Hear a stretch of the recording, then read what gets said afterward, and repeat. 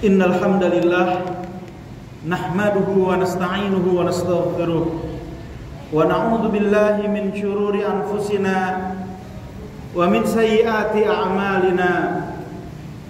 Man yahdihillahu fala mudhillalah wa may yudlil fala hadiyalah. Asyhadu an la ilaha illallah wahdahu la syarikalah wa asyhadu anna Muhammadan abduhu wa rasuluh alladzi arsalallahu kafatan lin-nasi ajma'in basyiran wa nadhiran wa da'iyan ila Allah bi'idhnihi wa sirajan munira.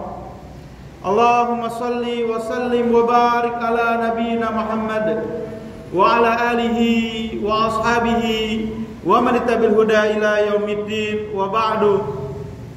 Wa qala Allah ta'ala ya ayyuhalladzina amanu taqullaha haqqa tuqatih wa la tamutunna illa wa antum muslimun. Wa qala aidan ya ayyuhalladzina amanu taqullaha wa qulu qawlan sadida yuslih lakum a'malakum wa yaghfir lakum dhunubakum wa may yuti'illaha wa rasulahu faqad faza fawzan 'azima. Wa qala Rasulullah sallallahu alaihi wasallam ittaqillaha haitsu ma kunta wa adbi sayyi'atal hasanata tamhuha wa khaliqin nas bi khuluqin hasanin. Alhamdulillah, segala puji kita panjatkan kepada Allah Subhanahu wa taala. Kita bersyukur atas limpahan karunia yang Allah berikan kepada kita. Kita bersyukur atas Islam, atas iman yang Allah pilih kita sebagai ahlul iman. Dan inilah kenikmatan yang paling hakiki, karena bitokoh inilah tiket kita masuk surga Allah Subhanahu wa taala. Dan semoga Allah Subhanahu wa taala wafatkan kita dalam keadaan iman. Jamaah kaum muslimin yang sama-sama mengharapkan ridho dan ampunan dari Allah Subhanahu wa taala. Perlu khatib wasiatkan kepada diri pribadi khatib sendiri bahwasanya segala kenikmatan yang telah Allah berikan kepada kita itu semuanya akan dimintain pertanggungjawaban oleh Allah Subhanahu wa taala. Ada salah seorang sahabat yang memakan daging bakar. Kemudian Rasulullah sallallahu alaihi wasallam bertanya, "Wahai sahabatku, enakkah itu?" "Enak ya Rasulullah." Kemudian Rasulullah sallallahu alaihi wasallam bersabda, "Tsumma latus'alunna yauma idzin 'anin na'im." Kemudian benar-benar setiap kenikmatan itu akan dimintain pertanggungjawabannya oleh Allah Subhanahu wa taala. Oleh karena itu, siapkah kita dengan kenikmatan yang telah Allah berikan kepada kita dan kita bisa mempertanggungjawabkannya? Oleh karena itu, enggak usahlah kita bermuluk-muluk ingin mempunyai ini, ingin mempunyai itu. Kenikmatan yang ada sekarang ini saja, sudah siapkah kita untuk menjawab pertanyaan-pertanyaan dari Allah Subhanahu wa taala tersebut? Karena semuanya akan dihisab. Jamaah kaum muslimin yang sama-sama mengharapkan ridho dan ampunan dari Allah Subhanahu wa taala. Pada kesempatan khutbah kali ini, khatib ingin membawakan tema yaitu yang berkaitan dengan takwa, yaitu tentang bagaimana kita lebih memprioritaskan Allah Subhanahu wa taala. Barang siapa yang memprioritaskan Allah, maka Allah akan prioritaskan dia. Rasulullah sallallahu alaihi wasallam bersabda, Rasulullah, orang yang paling berat apabila umatnya mendapatkan kesesatan, orang yang paling semangat bagaimana menyelamatkan umatnya tersebut. Rasulullah sallallahu alaihi wasallam membuka kunci-kunci surga. Rasulullah SAW membuka rumusnya masuk surga. Dalam sebuah hadis Rasulullah SAW bersabda, "Kullu ummati yadkhulunal jannah." Kullu ummati yadkhulunal jannah. Setiap umatku pasti masuk surga. Illa man aba, kecuali mereka yang enggan. Para sahabat heran, kenapa masuk surga sampai enggan? Maka Rasulullah SAW bersabda, "Wa man ata'ani dakhalal jannah." Barang siapa yang mentaatiku, maka dia masuk surga. Wa man asani faqad aba. Siapa yang mendurhakaiku, siapa yang tidak mentaatiku, siapa yang memaksiatiku, siapa yang mereka lebih mengambil petunjuk dari petunjuk selainku, Ada petunjukku tapi mereka lebih mengambil petunjuk yang lain. Ada aturan yang telah aku tetapkan, mereka lebih mengambil aturan yang lain. Itulah aba. Dan itu telah Rasulullah SAW sampaikan. Tinggal kita taat saja. Para sahabat, khairun nas, kata Rasulullah. Sahabat adalah khairun nas, sebaik-baik manusia. Dalam sebuah sabda Rasulullah SAW, khairun nasi qarni, sebaik-baik generasi adalah generasiku. Tsummal ladzina yalunahum, kemudian generasi berikutnya lagi. Siapakah generasi yang pertama tersebut? Sahabat. Dan sekarang kita coba tengok bagaimana sahabat ridwanullah alaihim ajmain menyikapi hadis ini, mengamalkan hadis ini. Ada salah seorang sahabat yang bernama Zahid. Zahid itu tinggalnya di teras masjid Sufah. Jadi Rasulullah SAW ketika membangun Masjid Nabawi, di situ ada Sufah, ada teras. Yang itu banyakkan diisi oleh siapa? Kaum muslimin yang papa, kaum muslimin yang fakir, yang tidak punya rumah. Di antaranya adalah Zahid. Zahid juga selain dia nggak punya rumah, dia perawakannya nggak ganteng, hitam, pendek. Dan kemudian selain itu pula Zahid tidak kenal siapa orang tuanya, sehingga dia tidak tahu nasabnya, dia tidak tahu baninya. Dan di kalangan orang Arab, tidak tahu baninya itu sebuah aib. Bin siapanya nggak jelas. Zahid nggak tahu siapa orang tuanya.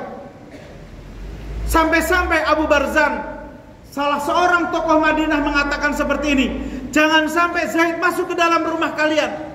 Maksudnya apa? Jangan sampai Zahid masuk ke dalam rumah kalian, jangan sampai Zahid menjadi mantu kalian. Kenapa? Itulah bagian daripada apa? Aib, karena tidak mempunyai nasab. Suatu saat Rasulullah SAW bertanya kepada Zahid, wahai Zahid, maukah engkau menikah? Zahid hanya tersenyum. Wahai Zahid, besoknya lagi bertanya lagi Rasulullah, wahai Zahid, maukah engkau menikah? Zahid hanya tersenyum. Keesokan harinya lagi, serius nih Zahid, maukah engkau menikah? Ya Rasulullah, siapa yang mau sama saya ya Rasulullah? Perawakan saya seperti ini, dan saya orang yang miskin, saya tidak mempunyai pekerjaan. Tapi mau nggak engkau menikah? Mau ya Rasulullah. Di Madinah saat itu ada orang yang bernama Zulfa. Zulfa wanita dzu mansobin wa jamalin. Dia mempunyai paras yang sangat cantik dan dia anak seorang bangsawan. Beberapa orang melamar dia tapi dia tidak mau. Kemudian ketika Zahid itu ditanya, wahai Zahid, maukah engkau saya pinangkan dengan Zulfa? Maukah engkau saya nikahkan dengan Zulfa? Zahid mengangguk. Kemudian Rasulullah SAW menyuruh juru tulisnya untuk menulis kepada Sa'id, bapak daripada Zulfa, aku pinangkan anak anda untuk dinikahkan kepada Zahid. Dibawalah surat tersebut oleh Zahid ke rumahnya Zulfa, yaitu rumahnya Sa'id. Assalamualaikum. Keluarlah Sa'id. Dan kemudian disodorkan, kata Rasulullah, kata Zahid, Rasulullah kirim salam kepada anda, dan ini ada surat dari Rasulullah. Bangganya semua yang mendapatkan salam dari Rasulullah, mendapatkan perhatian Rasulullah, mereka sangat bangga sekali. Akan tetapi ketika Sa'id itu membuka surat tersebut, yang intinya meminta agar Sa'id menikahkan Zulfa kepada Zahid, maka Sa'id terperanjat. Yang benar engkau wahai Zahid. Apa kata Zahid? Wahai Sa'id, pernahkah seumur hidupmu selama kenal dengan saya berkata bohong? Enggak, engkau orang yang jujur. Inilah Zahid. Zahid itu terkenal apa? Dia nggak pernah di soft nomor 2, dia selalu di soft pertama. Kalau perang, dia selalu di soft terdepan. Itulah Zahid. Maka Rasulullah sangat suka sekali kepada Zahid. Tapi apa? Ketika disampaikan seperti itu, Sa'id sempat kaget. Karena kita tahu posisi daripada Zahid tersebut. Di tengah percakapan seperti itu, datanglah Zulfa. Zulfa datang kepada ayahnya mengatakan seperti ini. Ada apa wahai ayah, kok ramai sekali? Apa kata Sa'id? Wahai Zulfa, Zahid datang ke sini untuk meminang anda. Seketika itu pula Zulfa mengatakan, nggak mau saya Abi. Berapa banyak bangsawan datang ke sini untuk melamar, tapi saya belum mau. Dan sekarang yang datang Zaid nggak mau, wahai Abi. Maka Sa'id berkata kepada Zaid, wahai Zaid, engkau telah mendengar sendiri ucapan Zulfa.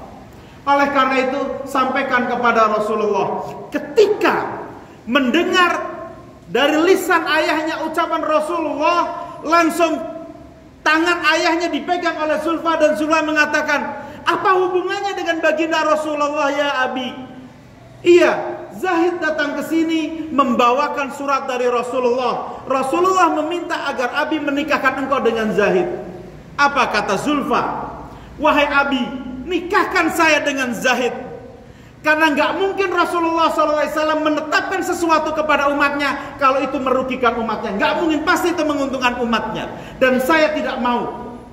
Dan saya tidak mau terkena ayat ini. Kemudian Zulfa membacakan surat Al-Ahzab ayat 36. A'udzubillahi minasyaitonirrajim. Seorang Zulfa, wanita yang tercantik berada di Madinah, orang terkaya di Madinah, menolak laki-laki bangsawan, tapi dia menerima laki-laki yang tidak ganteng, dia miskin, hanya lantaran apa? Rasulullah SAW yang mengawinkannya. Maka Zulfa mengatakan seperti ini, wa ma kana lil mu'minin wala mu'minatin idza qadallahu wa rasuluhu amran ay yakuna lahumul khiyarah min amrihim wa man ya'sillaha wa rasulahu faqad dhalla dhalalan mubina. Inilah ucapan Zulfa. Zulfa mengatakan seperti ini, gak pantas bagi seorang saya, gak pantas bagi seorang mukmin ataupun mukminah jika Allah dan Rasulnya telah menetapkan sesuatu, dia cari pilihan yang lain. Gak pantas.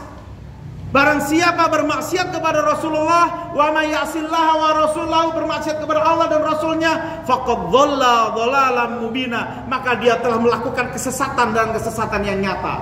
Inilah Zulfa. Benar-benar apa? Hawa nafsunya dia tekan habis-habis.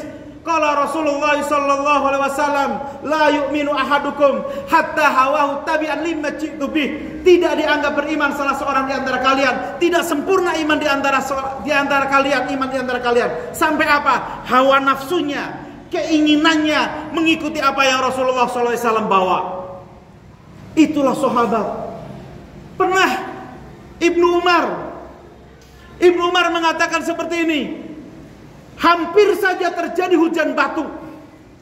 Aku mengatakan qala Rasulullah, engkau mengatakan lakin qala Abu Bakar wa Umar.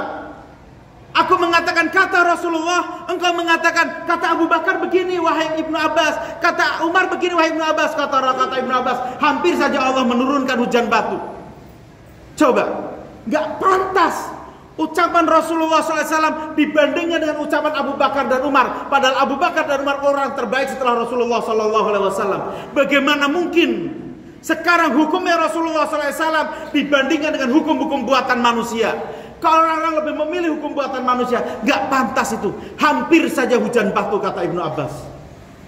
Kemudian pulanglah Zaid dengan penuh keceriaan. Ketika Zaid pulang menemui baginda Rasulullah sallallahu alaihi wasallam, apa kata Rasulullah? Bagaimana wahai Zaid? Diterima ya Rasulullah. Kami diterima ya Rasulullah. Enggak lama kemudian Zaid termenung kembali. Apa kata Rasulullah? Wahai Zaid, sudah ada calon untukmu. Apa yang membuatmu termenung kembali? Apa kata Zaid? Ya Rasulullah, saya enggak punya mahar ya Rasulullah. Apa kata Rasulullah? Hubungin Abu Bakar, hubungin Utsman, hubungin Abdurrahman bin Auf. Gak lama kemudian Zaid mendatangi 3 sahabat tersebut. Ketika mendatangi 3 sahabat tersebut, sudah mendapatkan apa yang diinginkan berupa untuk pembelian perlengkapan pernikahan dan mahar. Zaid pulang. Ketika Zaid pulang, para sahabat sepanjang perjalanan, para sahabat ada yang sedang mengasah pedangnya, ada yang mempersiapkan anak panahnya, ada yang mempersiapkan tamengnya, ada yang mempersiapkan baju besinya. Kemudian Zaid keheranan, ada apa ini wahai sahabatku? Kenapa engkau mempersiapkan peralatan-peralatan perang? Apa kata para sahabatnya? Udah Zaid, besok anda mau menikah, urusin aja pernikahan anda. Enggak, ini ada apa ini? Zaid terus mendesak, karena kok nggak biasanya melakukan hal seperti ini kecuali akan terjadi peperangan. Kemudian salah seorang sahabat berkata, "Wahai Zahid, Rasulullah SAW menyuruh kami untuk menjemput musuh-musuh yang akan masuk ke Madinah. Intinya kami mau jihad, wahai Zahid." Seketika itu pula Zahid mengatakan, "Enggak, saya enggak akan beli mahar. Saya akan beli kuda terbaik. Saya akan membeli pedang terbaik. Saya akan membeli tameng terbaik. Saya akan membeli tombak terbaik." Itu yang dilakukan oleh Zaid. "Sudah Zaid, enggak. Anda mau menikah besok." Bayangkan, lama enggak menikah. Kondisinya miskin, tidak ganteng. Ini mau menikah dengan wanita paling cantik di Madinah, orang terkaya di Madinah, anak bangsawan. Tapi apa kata Zaid? Kemudian Zaid mengatakan seperti ini ketika ada seruan jihad. Qul in kana aba'ukum wa abna'ukum wa ihwanukum wa azwajukum wa ashiratukum wa amwalin iktaraftumuha wa tijaratun tahshawna kasadaha wa masakinu tardawnaha ahabba ilaikum minallah wa rasulihi wa jihadin fi sabili fatarabbasu hatta ya'ti Allahu bi amrih." Itu yang dikatakan Zaid. Apakah, katakan, jika bapak-bapakmu, anak-anakmu, saudara-saudaramu, istrimu, keluargamu, kekayaanmu, perdagangan yang kamu khawatirkan kerugiannya, dan rumah-rumah yang kamu cintai, lebih engkau prioritaskan, lebih engkau cintai, lebih engkau dahulukan daripada Allah, daripada Rasulnya, dan daripada jihad di jalannya, fatarabbasu hatta ya'ti Allahu bi amrih. Kemudian Zaid mengatakan, apakah saya harus mendahulukan Zulfa? Padahal ada seruan jihad. Seketika itu pula Zaid langsung menuju ke pasar. Dia membelikan kuda terbaik, dia membeli pedang terbaik, dia membeli tameng terbaik. Keesokan harinya berangkatlah mereka berperang. Ketika sudah berperang selesai, para sahabat pulang, Rasulullah pun pulang. Dan Rasulullah SAW bersabda kepada para sahabatnya dan mengatakan, "Apakah engkau kehilangan saudaramu?" Sahabat saling bertengok-tengok. "Enggak ya Rasulullah, kami lengkap ya Rasulullah." Rasulullah bertanya lagi, "Apakah engkau kehilangan saudaramu?" Tengok-tengok lagi. "Enggak ya Rasulullah." Kemudian Rasulullah SAW bersabda, "Aku kehilangan saudaraku, aku kehilangan Zaid." Barulah para sahabat, "Oh ya, Zaid kemana?" Akhirnya apa? Seketika itu pula Rasulullah dan para sahabatnya menuju ke tempat bekas medan peperangan tadi seperti itu. Datang lagi ke sana. Ketika dilihatlah di sana, di situ ada Zaid dikelilingi 7 sampai 10 orang yang sudah terhunus dengan pedangnya Zaid. Kemudian Rasulullah SAW memangku Zaid. Kata Rasulullah SAW, "Zaid adalah bagian daripada diriku." Begitu besar perhatian Rasulullah SAW kepada Zaid. Akan tetapi apa? Ketika Rasulullah SAW sedang mau memangku Zaid, Rasulullah SAW memalingkan wajahnya. Para sahabat heran. Para sahabat mengatakan seperti ini, "Ya Rasulullah, kenapa engkau memalingkan wajahmu?" "Aku malu, bidadari-bidadari turun untuk menjemput Zaid, dan ada bidadari yang tersingkap petisnya, dan saya melemparkan wajahku." Masya Allah, dijemput langsung oleh para bidadari-bidadari. Barang siapa yang memprioritaskan Allah, maka Allah pasti akan prioritaskan dia. Para sahabat menjadikan Allah, Rasulnya, dan syariatnya nomor 1, maka wajar saja Allah Subhanahu wa ta'ala menjadikan dia nomor 1. Maka salah seorang ulama mengatakan seperti ini ketika mengomentari ayat ini, "Inna akramakum indallahi atqakum." Sesungguhnya orang yang paling mulia di sisi Allah adalah orang yang paling bertakwa. Maka sekarang tanyalah pada diri kita sendiri, di manakah posisi kita di sisi Allah? Kalau kita ingin kemuliaan, sekarang kita tanya pada diri kita sendiri, di manakah posisi kita di sisi Allah? Kalau engkau ingin mengetahui di mana posisimu di sisi Allah, maka lihatlah di manakah Allah di posisi kita ini. Apakah ketika ada panggilan dari Allah, ketika ada hukum Allah yang itu berbenturan dengan ekonomi kita, berbenturan dengan keluarga kita, berbenturan dengan kepentingan-kepentingan pribadi kita, apakah kita mendahulukan kepentingan kita ataukah mendahulukan kepentingan Allah Subhanahu wa ta'ala? Zulfa, kepentingannya berbeda. Dia ingin menikah dengan laki-laki yang ganteng, yang soleh, yang bangsawan. Tapi apa? Rasulullah SAW menetapkan kepada Zaid, maka Zulfa gugurkan semua hawa nafsunya. Beliau menikah dengan Zaid. Zaid ingin sekali menikah di usianya yang sudah lanjut, di usianya yang sudah lepas dari masa-masa pernikahan. dan mau dinikahkan dengan wanita cantik, tapi di situ Anda undangan perang, Zaid lebih mendahulukan perang. Masya Allah. Sampai akhirnya Sulfa mengatakan seperti ini, ya Rasulullah, saya telah gagal menikah dengan Zaid. Doakan saya ya Rasulullah agar saya menjadi pendampingnya Zaid di surga kelak. Masya Allah. Masya Allah. Semoga kisah ini menginspirasi kita. Surga rahasianya telah Rasulullah SAW ungkap. Tinggal kita mentaati Rasul, tinggal kita mentaati Allah Subhanahu wa ta'ala. Prioritaskanlah Allah dan Rasulnya, maka Allah akan memprioritaskan kita. Aqulu qouli hadza wastaghfirullahu li wa lakum.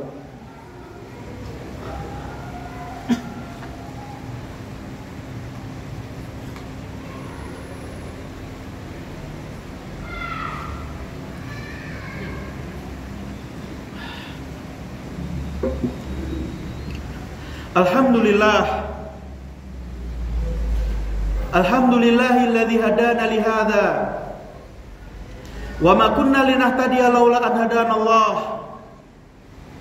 Asyhadu an la ilaha illallah wahdahu la syarika lah wa asyhadu anna Muhammadan abduhu wa rasuluh. Allahumma shalli wa sallim wa barik ala nabiyyina Muhammad wa ala alihi wa ashabihi wa man ittabi'al huda ila yaumiddin. Wa ba'du, wa qala Allah ta'ala ya ayyuhalladzina amanu taqullaha haqqa tuqatih wa la tamutunna illa wa antum muslimun.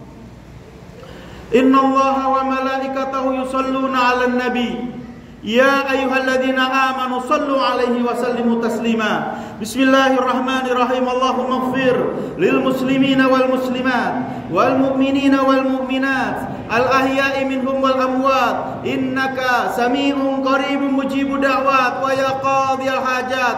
Allahumma ighfir lana wa li ikhwanina alladhina sabaquna bil iman wa la taj'al fi qulubina ghillan lil ladzina amanu rabbana innaka ra'ufur rahim. Allahumma ighfir lana wa liwalidayna warhamhum kama rabbawna shighara. Allahumma rabbana hab lana min azwajina wa dhurriyyatina qurrata a'yun waj'alna lil muttaqina imama. Allahumma arinal haqqa haqqan warzuqna ittiba'ah wa arinal batila batila warzuqna ijtinabah. Allahumma ansurna ikhwanana al muslimin wal mujahidin wal mustad'afina fi Gaza fi Filistin ya Allah. Allahumma afriq alaihim sabran wa thabbit aqdamahum wansurhum alal qaumil kafirin. Allahumma ya Allah, Allahumma rabbana atina fid dunya hasanah wa fil akhirati hasanah wa qina adzabannar. Ibadallah, innallaha ya'muru bil 'adli wal ihsan wa ita'i dzil qurba wa yanha 'anil fahsya'i wal munkari wal baghi ya'idukum la'allakum tadhakkarun. Aqimus shalah.